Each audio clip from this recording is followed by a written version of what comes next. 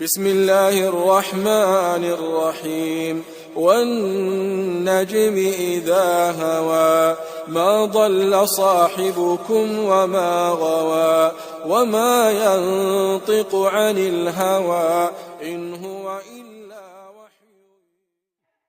कब तक़रीर हुई थी मेरी? आज से 8 साल पहले। कहाँ? सऊदी अरब के अंदर, जद्दा में। जो मैंने कहा था खड़ी मूर्ति और पड़ी मूर्ति, वो इतनी आग लगाई है कि आज एक लैपटॉप वाला मौलवी बस उसी को, क्योंकि आज पूरी बरेलवियत सोचने पे मजबूर है कि मौलवी ने बात तो सही कही है। अब ये बेचारे छछूंदर और चूहे उछल रहे हैं। गलत, मौलवी जर्जीस ने मजार को मूर्ति कह दिया, कब्र को मूर्ति कह दिया।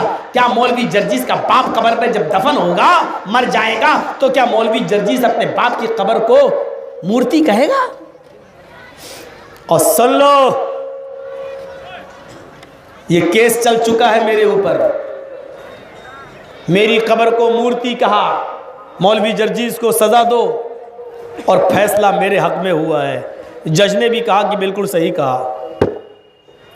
हिंदू जज को अकल आ गई, मुसलमान को अकल नहीं आ रही है।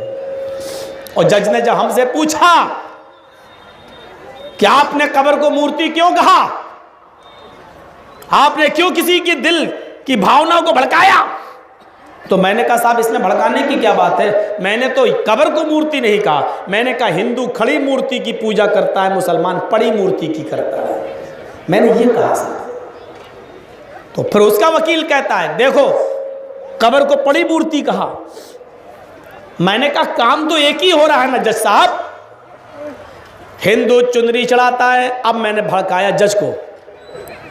मैंने कहा हिंदू मूर्ति चुनरी चढ़ाता है, ये मुसलमान कहते हैं कि हिंदू काफिर है, ये जहन्नमी है। और मुसलमान चादर चढ़ाता है तो कहता है कि हम जन्नती हैं। आप बताइए काम तो एक ही हो रहा है। एक जन्नत में जाए और एक जहन्नम में, एक स्वर्ग में एक नरक में, ये कैसे हो सकता है? जज भी सुन रहा है ना। मैंने कहा हिंदू चुनरी चढ़ाता है, मुसलमान चादर चढ़ा रहा है। हिंदू फूल और की माला डालता है, मुसलमान भी मजार पे फूल बरसाते हैं। हिंदू खाने पीने की चीज चढ़ाता है तो कहता है प्रसाद, मुसलमान भी इस पे खाने पीने की चीज चढ़ाता है तो कहता है तबर्रुक। हिंदू भी इस मूर्ति को धोता है और उसका पानी पीता है, कहता है कि गंगा जल से अच्छा। मुसलमान भी और उसके मौके पर कब्र धोता है तो उसका पानी, मजार का पानी भर लेता है और कहता है कि इससे तो हमारे पाप मिट जाएंगे, गुनाह मिट जाएंगे, जमजम भी इसके आगे कुछ नहीं। हमने कहा जज साहब जो काम इस मूर्ति पे हो रहे हैं वही इस पे हो रहे हैं। फर्क इतना है कि ये शंकर जी है, ये ख्वाजा गरीब नवाज है। ये शंकर की मूर्ति है, ये इनकी मूर्ति है। देखो फिर कह रहा है मूर्ति। जज ने कहा भाई गलत क्या है इसमें, क्या ऑब्जेक्शन है? आप अपने आप को जन्नती कह रहे हैं, फिर इन लोगों को जहन्नमी क्यों कहते हैं?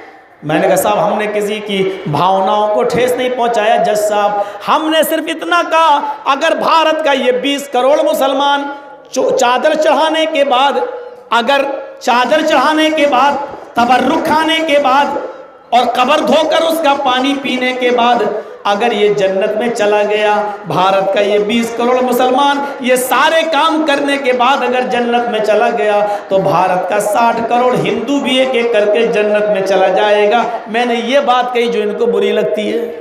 जज ने कहा मुकदमा खारिज, हट, कुछ नहीं है इसमें दम, भग चल जाओ यहाँ से।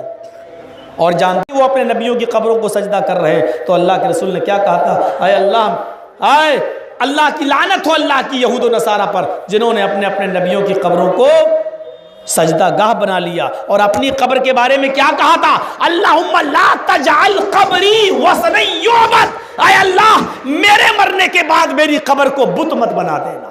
क्या रसूल की कब्र भी बुत बन सकती थी? मतलब क्या था? मुझे मेरी कब्र में दफन कर दिया जाए और मेरी कब्र पे भी चादर चढ़ने लगे, फूल चढ़ने लगे, हार चढ़ने लगे, मालाएं चढ़ने लगे, तो वो भी बुत बन जाएगी। तो आए अल्लाह मेरे इंतकाल के बाद मेरी कब्र को बुत न बना देना। पता चला कि जिस कब्र पे हार चढ़ने लगे, फूल चढ़ने लगे, मालाएं चढ़ने लगे, वो कब्र बुत हो जाती है, मूर्ति हो जाती है। मौलवी जर्जीस ने बिल्कुल सही कहा, ये खड़ी मूर्ति है, पड़ी मूर्ति। आए चुन्नी घाट के लोगों और आए कटिहार से वाबस्ता लोगों, अगर तुम्हें भी किस्मत आजमाने का शौक है तो कटिहार में भी एक मुकदमा दर्ज करके देख लो मेरे ऊपर। हारोगे, अल्लाह की कसम हारोगे। केस में दम नहीं है तुम्हारे। मुसलमान भी मूर्ति की पूजा कर रहा है। हर वो कब्र जिस पे हार और फूल चढ़े, मौलवी जर्जीस की नज़र में मूर्ति है। जाओ, जो कह दिया मैंने, तुम्हें तौहीन लगती है लगती रहे, उससे बड़ी तौहीन नहीं है जो अभी 12 तारीख को तुमने जो हंगामे किए ईद मिलादुन नबी का जुलूस निकालते वक्त। आपके इलाके में, इंडिया ही की बात कर रहा हूं मैं, एक केक बनाया गया था। केक, उस केक पर ऊपर क्रीम से मोहम्मदुर रसूलुल्लाह लिखा गया था। जश्न मनाते वक्त ईद मिलादुन नबी का केक बनाया, केक पर मोहम्मदुर रसूलुल्लाह ऊपर क्रीम से लिखा, और फिर उसी मोहम्मदुर रसूलुल्लाह को छुरी से काटा गया।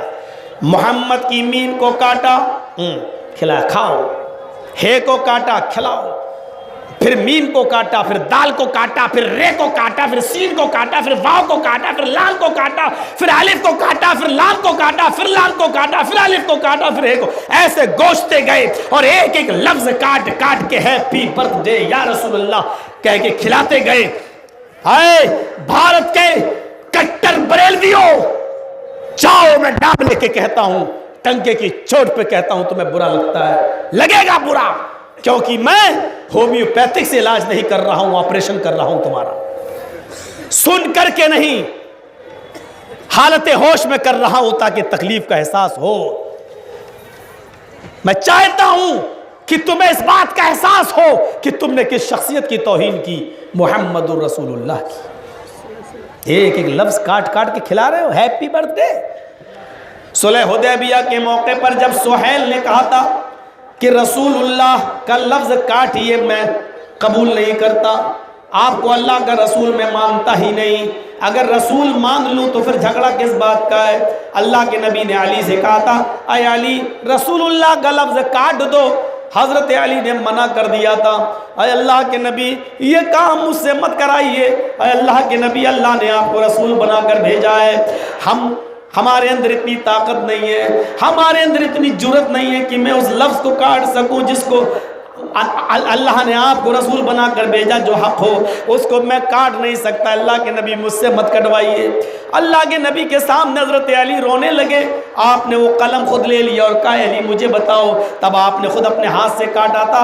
जिस लफ्ज़ को हज़रत अली जैसी शख्सियत काटना गवारा न करे, मिटाना गवारा न करे, उस लफ्ज़ को तुमने बड़ी आसानी से छुरियों से काट काट के एक दूसरे को खिला दिया। मेरे बरेलवी भाइयों, आशिक रसूल का दम भरने वालों, इश्क नबी का दम भरने वालों, मुझे तो बताओ, मैं हिंदी तुम्हारे समझ में आती है, मुझे हिंदी में समझाओ कि मुझे तौहीन किसको कहते हैं। यही इश्क था, यही मोहब्बत थी, यही प्यार है रसूल से कि रसूलुल्लाह काट लिखो और फिर उसको काट काट के दूसरों को केक खिलाओ और लफ्ज़ मोहम्मद रसूलुल्लाह को खा जाओ।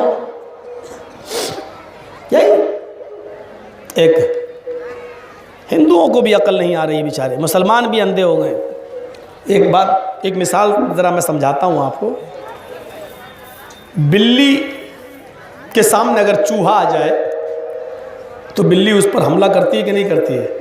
देखे चूहा एकदम दौड़ती है, क्यों? उसकी गिज़ा है। और बिल्ली 4-5 कुत्तों के सामने आ जाए तो कुत्ते उस पर ऊपर दौड़ जाते हैं, क्यों? कुत्ते चाहते हैं कि हमारी गिज़ा बन जाए। लेकिन एक पत्थर का चूहा बना लो और एक पत्थर की बिल्ली बना लो, ईमानदारी के साथ बताइए, पत्थर की बनी हुई, पत्थर का बना हुआ चूहा क्या बिल्ली उस पर झपटेगी? जिंदा बिल्ली क्या उसके ऊपर झपटेगी? नहीं, क्योंकि वो जानती है कि ये मेरे मतलब का नहीं है, इससे मेरा कोई मकसद ही हल नहीं होगा। और पत्थर की बिल्ली बना दो तो क्या कुत्ते उस पर झपटेंगे? नहीं। बिल्लियों को इतनी अकल है, कुत्तों को इतनी अकल है कि पत्थर की बनी हुई ये मूर्ति, पत्थर की बनी हुई ये चीज हमारे काम की नहीं है, हमें फायदा नहीं पहुंचा सकती है। लेकिन ये बेचारा हिंदू अपने हाथ से उसी पत्थर के भगवान को बनाता है, अपने हाथ से तैयार करता है और अपने हाथ से बनाने के बाद ही डरते हो जाता, ओ भगवान नमस्कार, फिर उसी के सामने झुकता है। तुलसीदास जी ने कितनी अच्छी बात कही थी, तुलसीदास जी ने, कबीरदास जी ने कितनी अच्छी बात कही थी। दुनिया ऐसी बाउली के पत्थर पूजन जाए, दुनिया ऐसी बाउली के पत्थर पूजन जाए, घर की चकिया कोई न पूजे जिसका पीसा खाए। हिंदू कहते हैं ना, हर जो चीज से फायदा मिले वो भगवान है। तो पत्थर की मूर्ति से क्या फायदा मिल रहा है? शंकर जी की मूर्ति खड़ी तो खड़ी है, रामचंद्र जी की खड़ी तो खड़ी, क्या फायदा दे रही है? अगर पत्थर से फायदा ही मिल रहा है तो घर की चक्की फिर भी अच्छी है। हाथ की पत्थर की बनी हुई वो चक्कियां कम से कम आपका आटा तो पीस के दे रही है, गेहूं उसमें डालो तो आटा निकाल रही है, चावल डालो तो कम से कम उसका पिसान बाहर निकाल रही है।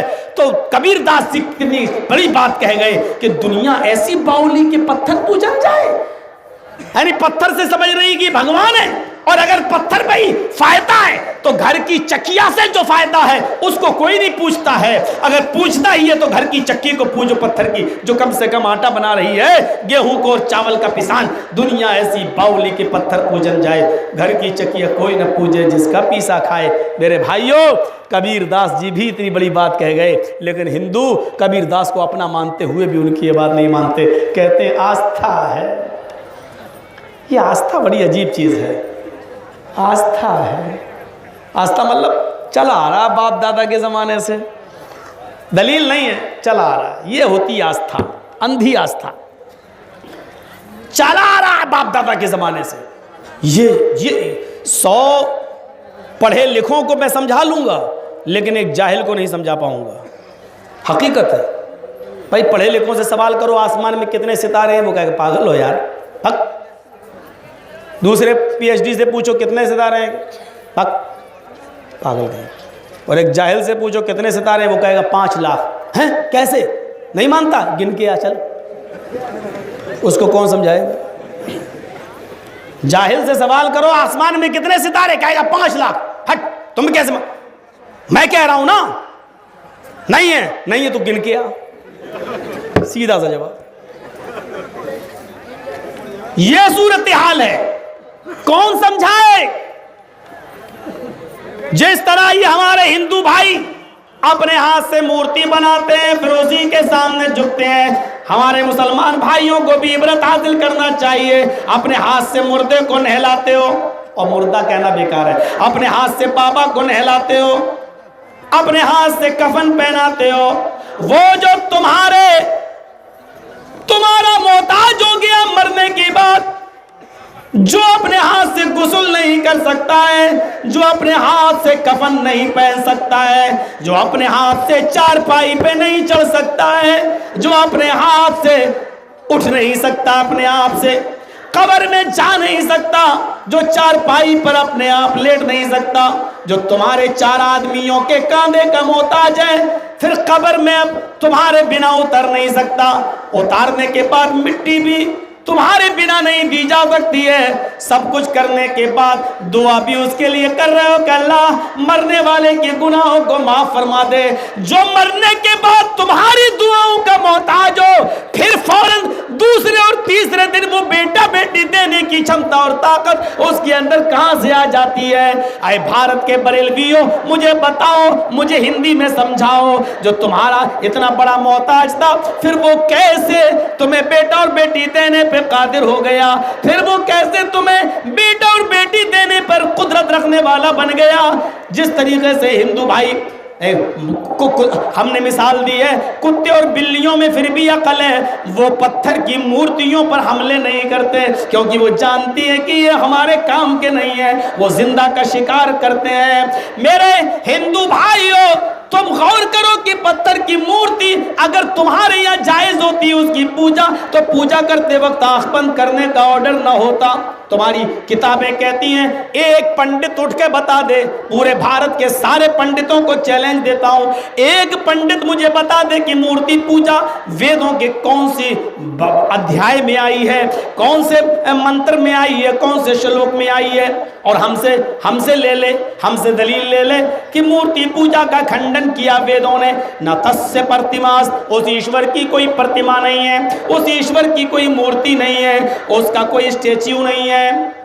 ओम निराकारम मस्त नेह आकारम मस्त, वो निराकार है, उसका कोई आकार नहीं है, उसका कोई मुजस्सिमा और स्टेच्यू बना ही नहीं सकता है। लैसा कमिस्लिही शैउन, अल्लाह की मिसल कोई चीज नहीं है, अल्लाह के मिसल कोई चीज नहीं है। ने पितास्ति ने पुत्रमस्त, वो न किसी का बाप है, न उसका कोई बेटा है। ने पत्नीअस्त, उसकी कोई पत्नी भी नहीं है। हो अल्लाहु अहद अल्लाहु समद लम यलिद व लम यूलद, वो अल्लाह एक है, वो बेनियाज है, उसको किसी की जरूरत नहीं है। लम यलिद व लम यूलद, उसका न कोई बेटा है, व लम यूलद, न उसका कोई बेटा है, न वो किसी का बेटा है, न उसका कोई बेटा है, न उसकी कोई बीवी है। He is alone. He has no father and he has no mother, no brother and no sister.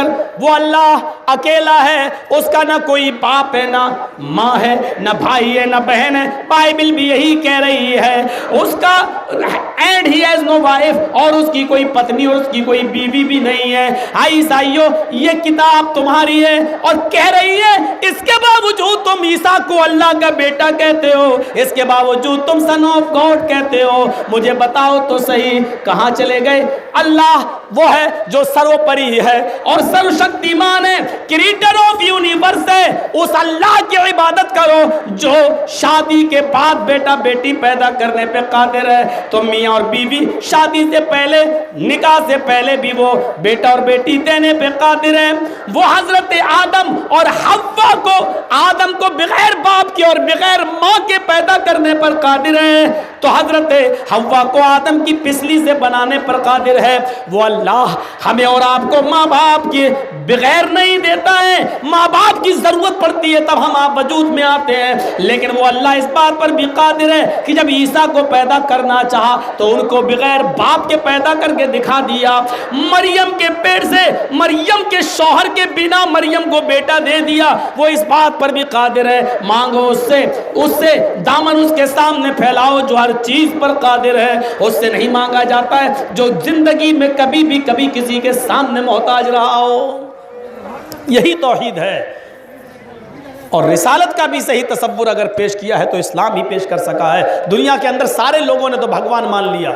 हिंदुओं ने राम को, कृष्ण को, सिखों ने गुरु नानक को, बुद्धों ने गौतम बुद्ध को, जैनियों ने महावीर जी को, ईसाइयों ने सन ऑफ गॉड अल्लाह का बेटा ईसा को मान लिया। इस्लाम एक ऐसा दीन है जिसने मोहम्मद रसूलुल्लाह को भगवान और बेटे से बहुत दूर रखा है। न मोहम्मद अल्लाह के बेटे हैं और न मोहम्मद अल्लाह है, न अल्लाह के बेटे हैं, न भगवान है, न भगवान है। क्या है? ला तुतरूनी कमा तरतिन नसारा। आए मेरे सहाबियों, मुझे हद से आगे मत बढ़ाना। जैसे यहूद और नसारा ने अपने अपने नबियों को आगे बढ़ा दिया, अल्लाह का बेटा बेटी बेटा कहना शुरू कर दिया। मैं सिर्फ अल्लाह का बंदा और उसका रसूल हूँ। अना अब्दुल्लाहि व रसूलु फक़ूलु अब्दुल्लाहि व रसूलु। आए मेरे सहाबियों, मैं अल्लाह का बंदा और उसका रसूल हूँ, बस तो मुझे अल्लाह का बंदा और उसका रसूल कहना, इसके अलावा कुछ नहीं। और लोग तो अपने सामने झुकाते, मेरे मोबाइल में मौजूद है, मेरे मोबाइल में पीर साहब अपने मुरीदों को अपने सामने झुकवा रहे हैं और जो सजदा कर रहा है उसको आशीर्वाद दे रहे हैं। और बाद में जब सब आशीर्वाद दे चुके हैं तो ये पीर भी उड़ता है और इतना अच्छा डांस करता है कि कोई रंडी भी नहीं कर पाएगी। रंडी को फेल कर दिया, इतना अच्छा डांस किया इस पीर ने। ये इस्लाम का मजाक उड़ा के रखा गया है। मेरे मोबाइल में मौजूद है, डांस भी हो रहा है, गाना भी गाया, सजदे भी हो रहे हैं उसके सामने, सजदे भी हो रहे हैं। वहाँ एक साहबी हजरत मुआज़ इब्न जबल हैं, मुल्क शाम से तशरीफ लाते हैं। मुल्क शाम के अंदर यहूदियों को और ईसाइयों को अपने बादशाह के सामने सजदा करते हुए देखते हैं। वो अल्लाह के नबी की खिदमत में मदीने में हाजिर होते हैं। अरे अल्लाह के नबी, मैं हीरा से आया हूँ, मैं मुल्क शाम से आया हूँ। मैंने मुल्क शाम के ईसाइयों को, यहूदियों को देखा, वो अपने बादशाह को सजदा कर रहे हैं। आप तो अल्लाह के नबी हैं, आप तो ज़्यादा हक रखते हैं कि आपको सजदा किया जाए। अल्लाह के रसूल, जब बादशाहों को यहूदी और ईसाई सजदा कर सकते हैं तो मैं अल्लाह के रसूल को सजदा क्यों ना करूं? अल्लाह के नबी, मुझे इजाजत दीजिए कि मैं आपको सजदा करूं। अल्लाह के रसूल, मुझे इजाजत दीजिए कि मैं आपको सजदा करूं। अल्लाह के नबी सल्लल्लाहु अलैहि वसल्लम की आंखों में आंसू आ गए। आपने सजदे की इजाजत तो नहीं दी, लेकिन एक सवाल कर लिया। आपने कहा, लहू मररता बिक़ब्री तसजुदु लहू। ऐ मुआज़, अगर मैं मर जाऊं, अगर मेरा इंतकाल हो जाए और मैं कब्र में दफन हो जाऊं, तो क्या तुम मेरी कब्र के पास से गुजरोगे तो सजदा करोगे? जैसे यहूदी मूसा को करते हैं, ईसाई ईसा को करते हैं, अगर तुम मेरी कब्र के पास से गुजरोगे तो क्या सजदा करोगे? सहाबी कहते हैं नहीं। आपने कहा, फला तफअलू, ऐसा करना भी नहीं। जानते हो इंतकाल के बाद की खबर क्यों दी? जिंदगी में तो मैं तुम्हें रोक लूंगा, मैं सजदा नहीं करने दूंगा, अभी मैं जिंदा हूं, और जब मैं जिंदा हूं तो मैं किसी को अपने सामने झुकने नहीं दूंगा। फिक्र हुई तो इंतकाल के बाद की हो गई। ऐसा ना हो कि मेरे इंतकाल के बाद जैसे मूसा की कब्रों पे सजदे होने लगे, ईसा की कब्रों पे सजदे होने लगे, ये जिंदगी में मुझसे सजदे की इजाजत मांग रहे हैं। हो सकता है जिंदगी में मैं न दूं तो ये मेरे इंतकाल के बाद मेरी कब्र पे सजदा करने लगे। तो आपने इसलिए रोक दिया और अपने इंतकाल के बारे में मसला उठा दिया, क्या तुम मेरी कब्र के पास से गुजरोगे तो सजदा करोगे? कहा नहीं, कहा ऐसा करना भी नहीं। यानी जिंदगी में तो मैं रोके रहूंगा, करने नहीं दूंगा, लेकिन इंतकाल के बाद कहीं होने न लगे, इसलिए फरमाया कि ऐसा करना भी नहीं। फिर आपने एक तारीखी जुमले कहे, लोगों याद रखो, अगर अल्लाह के अलावा सजदा किसी को जायज होता, अगर अल्लाह के अलावा सर झुकाना किसी के सामने रवा और जायज होता, तो मैं औरत को हुक्म देता कि वो अपने शौहर को सजदा करे, मैं बीवी को हुक्म देता कि वो अपने शौहर को सजदा करे। लेकिन सजदे की इजाजत बीवी को भी शौहर के सामने नहीं है। बीवी शौहर की खिदमत करके जन्नत तो हासिल कर सकती है, लेकिन बीवी शौहर के सामने सजदा नहीं कर सकती। अगर इजाजत होती तो मैं औरत को हुक्म देता, अगर अल्लाह के अलावा सजदा किसी गैर के लिए जायज होता तो मैं औरत को हुक्म देता कि वो अपने शौहर को सजदा करे। लेकिन औरत के लिए भी शौहर के सामने सजदा नहीं है, यानी फिर भी मैं भी अपने सामने भी नहीं, अगर इजाजत भी होती तो औरत को होती कि वो अपने शौहर को सजदा करे, फिर भी मैं अपने सामने इजाजत नहीं देता। लेकिन चूंकि अल्लाह के अलावा किसी को सजदा करना जायज है ही नहीं। हिंदुओं में माँ बाप के पैर छुए जाते हैं, माँ के भी। इस्लाम में पैर छूने की इजाज़त नहीं है, लेकिन इतना कह दिया गया है, मकूला है, कोई हदीस नहीं है। बहुत से लोग कहते हैं कि हदीस है कि जन्नत माँ के कदमों के नीचे, और लोग घड़े भी हैं कि अल जन्नत तहता अक़दामिल उम्महात, जन्नत माँ के कदमों के नीचे। ये मौजू और मनगढ़ंत है मेरे भाइयों, लेकिन ये सच है कि जन्नत तलाश करना है तो माँ के कदमों के नीचे तलाश करो, का मतलब ये है कि माँ की खिदमत करो, माँ की खिदमत करके जन्नत को हासिल कर सकते हो। इस्लाम ने जन्नत को माँ के कदमों के नीचे डाल दिया, लेकिन माँ के कदमों को छूने की इजाजत नहीं दी है कि माँ के कदमों को छुओ। नहीं, चूम नहीं सकते हो, झुक नहीं सकते हो, पैर नहीं छू सकते हो, लेकिन माँ के पैरों के नीचे जन्नत को तलाश कर सकते हो, यानी खिदमत कर सकते हो, खिदमत। और एक सहाबी खाने काबा का तवाफ कर रहे हैं और अपनी माँ को, जो आंखों से अंधी और दांतों से दांत नहीं थे, दांत टूटे हुए थे, और आंखों से अंधी थी, हाथों से कोड़ी थी, पैरों से लंगड़ी हो चुकी थी, वो सहाबी अपनी माँ को खाने काबा का तवाफ करा रहे हैं। हजरत उमर से टकरा गए, पूछने लगे, अमीरुल मोमिनीन, मेरी माँ है ये, अल्लाह तुम्हें जज़ाए खैर दे, इस उम्र में अपनी माँ को, अपनी माँ की खिदमत कर रहे हो और अपनी माँ को भी खाने काबा का तवाफ करा रहे हो। अल्लाह कबूल फरमाए। कहा आमीन। लेकिन मुझे तो ये पूछना है, आया अमीरुल मोमिनीन, ये मेरी माँ खाना नहीं बना पाती है, बचपन में मुझे खूब खिलाया, लेकिन अब मैं खाना पका कर अपनी माँ को खिलाता हूँ, मेरी माँ लेटरिन नहीं कर पाती है, मैं कराता हूँ और इसकी गंदगी को मैं साफ करता हूँ। मेरी माँ कपड़े नहीं धो पाती है, मैं कपड़े धोता हूँ और अपनी माँ को पहनाता हूँ। और उसने कहा मेरे मरने का कोई पता नहीं, मौत कब आ जाए, मुझे बेटा ये गुमराह करा दे। तो मैं अपनी माँ को अपने कांधे पर लाद कर लाया और खाने काबा का तवाफ करा रहा हूँ। अभी सफा और मरवा की सई भी करूँगा। अमीरुल मोमिनीन, क्या अभी भी मेरी माँ का हक अदा नहीं हुआ? क्या अभी भी मैंने अपनी माँ का हक अदा नहीं किया? हज़रत उमर ने जब ये सुना तो फरमाया, तुम अपनी माँ के हक की बात करते हो। तुम्हारी माँ जब तुम्हें पैदा कर रही थी, तुम्हारी माँ जब तुम्हें जन रही थी, तुम्हारी माँ जब तुम्हें अपने पेट से बाहर निकाल रही थी, उस वक्त उसको जो दर्द हो रहा था, उस वक्त उसको जो तकलीफ हो रही थी, और उसने तकलीफ के लहजे में पहली जो आह निकाली थी, पहली जो चीख निकाली थी, आह, पहली जो आवाज उसने निकाली थी, आह, अभी तो तूने अपनी माँ की उस पहली चीख का भी हक अदा नहीं किया, अभी तो तूने अपनी माँ की उस पहली आवाज का भी हक अदा नहीं किया। नौजवानों, कहाँ हो तुम इस जलसे में आए हो, और सुन लो, तुम्हारी माँ अगर बीमार है, तुम्हारे बाप इस दुनिया से जा चुके हैं, तुम्हारे घर में और कोई भाई नहीं है, और तुम्हारी माँ बीमार है, या आंखों से अंधी है, या वो बिस्तर पे अकेली है, तो तुम्हारा घर में रहना का जो सवाब था वो इस जलसे में रात भर जागने का सवाब नहीं है। और अगर माँ ने मना किया बेटे मत जाओ, तुमने कहा मैं रात में आ जाऊंगा, तो सुन लो, तुमने अपनी माँ के मना करने के बावजूद यहाँ आ गए तो आपको सवाब नहीं बल्कि आज़ाब मिलेगा। इस जलसे को सुनने के बावजूद भी तुम्हें आज़ाब मिलेगा, इसलिए कि यह जलसा सुनना न फर्ज था न ज़रूरी था, माँ की खिदमत करना यह ज़रूरी था, यह फर्ज भी था। सुनो, जब जलसे में नहीं आ सकते हो अपनी माँ की खिदमत छोड़कर, तो नौटंकियों में कैसे जा सकते हो मेरे प्यारे साथियों, ड्रामों में कैसे जा सकते हो, और रात रात भर मैच कैसे खेल सकते हो? हमें यही तमाम तालीमात तो थी जो साइंटिस्ट ने पढ़ी थी और कहा था कि इस्लाम दुनिया का सबसे बेहतर मजहब है। लेकिन जब मैंने कौम का नज़ारा किया और देखा और मुआयना किया, जायज़ा लिया, तो दुनिया की सबसे बदतरीन कौम अगर किसी को पाया तो मुसलमान को पाया। मुसलमान बदतरीन कौम नहीं होगी? अभी जलसा सुन रही है, और चुन्नी घाट में चाहे कितना टाइम कम मिले लेकिन भीड़ हो ही जाती है। ये अजीब है। अब आपको टाइम ही कितना मिला, 1 महीने का भी टाइम नहीं मिला। मैंने अचानक ये प्रोग्राम मौलाना तौहीद साहब को दिया कि इन्होंने बहुत दिनों से पीछे थे तो एक दे दिया। अब ये मुझे आज तक नहीं बताए कि चुन्नी घाट में, हमको कहते रहे हरदा है, हरदा है, हरदा है, हम हरदा ही समझते रहे, हरदा। फिर मैंने कहा हरदा, कहने चुन्नी घाट है। तो हमने कहा आप तो कह रहे थे हरदा, तो बोले वो उसके बगल में ही है। आज हमें मालूम हुआ, शायद डर रहे हो कि चुन्नी घाट में मौलाना जर्जीस का जूता चोरी हुआ था, ऐसा ना हो कि वो मना कर दें, प्रोग्राम ना दें। अरे भाई, जूता एक आदमी लेता, पूरी कौम को सज़ा थोड़ी दी जाएगी।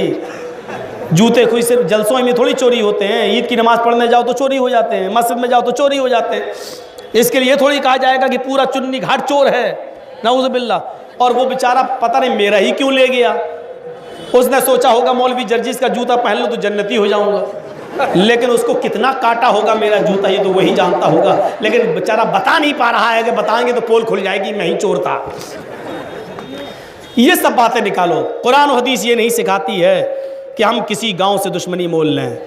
क्यों हम मना करेंगे आपको? प्रोग्राम आपका भी हक है, आपका मदरसा चल रहा है, आपके मदरसे को अगर मेरी वजह से फ़ायदा हो जाए और कुछ चंदा हो जाए तो मेरे प्यारे साथियों मेरा क्या बिगड़ जाएगा उसमें? इसी मदरसे से कोई बनकर हो सकता है इब्ने तैमिया की तरह बन के निकल जाए, कोई इब्ने क़य्यिम बनकर निकल जाए, कोई सनाउल्लाह हमरसली बनकर निकल जाए। मेरे भाइयों, ये तो आने वाले वक्त ही बता सकता है कि अल्लाह ने किसकी किस्मत में क्या लिखा है। ये सब चीज़ें हमारे अंदर नहीं रहती हैं कि हम इस गाँव में नहीं जाएंगे, फला में नहीं जाएंगे, ये नहीं, ये सब चीज़ें छोटी छोटी चीज़ें हैं। हमें तो मोदी बुलाएगा तो सबसे पहले पहुंच जाएंगे, आओ बुलाओ, हम तो सबसे पहले सुनाने पहुंच जाएंगे। और पहुंचाया, और पूछो, परसों की बात है, मौलाना तौहीद साहब थे हमारे साथ 4 तारीख को, देवेंद्र यादव आए, देवेंद्र यादव। आपके पूरे बिहार के प्रदेश अध्यक्ष समाजवादी पार्टी के, कितना बड़ा जानकार आदमी है। हम उससे जब 1 घंटा बात किए तो पता चला कि वो संस्कृत का भी बहुत बड़ा ज्ञानी, और पूरा कुरान पढ़ा है वो आदमी हिंदी में, पूरा कुरान तकरीर करता जा रहा था, हमको टोकता जा रहा था, ये कुरान की आयत नंबर इतने में, आयत नंबर इतने में, आयत नंबर इतने में है। मैंने जब देखा कि ये बहुत आयतें बता रहा है, आयत नंबर बोलने नहीं दे रहा, फिर मैंने वेदों के मंत्र जो पढ़ना शुरू किए तो पूरा 2 घंटा बैठ के सुना मेरी तकरीर। और लास्ट में मौलाना तौहीद साहब गवाह हैं उस जगह के, लास्ट में हमसे कह के गया कि आप जैसे 5-6 मौलाना और पैदा हो जाएं तो कल्याण हो जाए भारत का। ये कह के गया, अपना कार्ड दे के गया। हम तो चाहते हैं कि ऐसे लोग आएं। आप रात के 1 बजे हमें नंबर दोगे तो कौन बैठेगा यहाँ पर? नेता लोग आए भी होंगे, शुरू में 8-10 बजे आए होंगे, 2-4 जुमले बोल के चले गए होंगे। नेताओं को उस वक्त बुलाओ जब मेरा नंबर आए, फिर उनको भी सुनवाओ। देखो क्या है,